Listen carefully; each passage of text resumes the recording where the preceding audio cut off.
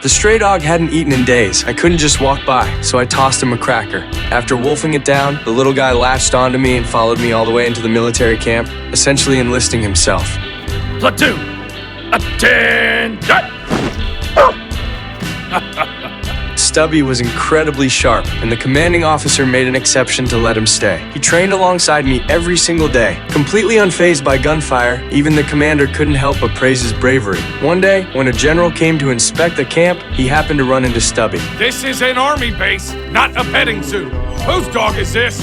He's my dog, Colonel, sir. To everyone's surprise, Stubby mimicked my movements and gave the general an awkward but earnest salute. That sealed the deal. He'd officially earned his place in the camp. The night before I shipped out to the front lines, I said a heartbroken goodbye to Stubby. But after I boarded the train, he chased after it with everything he had and caught up to the speeding locomotive. Stubby came with me to the front lines on our mission. During one operation, we discovered the enemy was planning a poison gas attack, but they spotted us. In that critical moment, Stubby fought tooth and nail to save my life. With enemy forces closing in on all sides, I made the agonizing decision to send him back for help. His frantic barking successfully alerted our troops and saved my comrades. Without missing a beat, he raced to a nearby village to warn the civilians to take cover. After the gas cleared, everyone had survived thanks to Stubby. On the smoke-filled battlefield, Stubby would navigate through the rubble on his own, searching for wounded soldiers.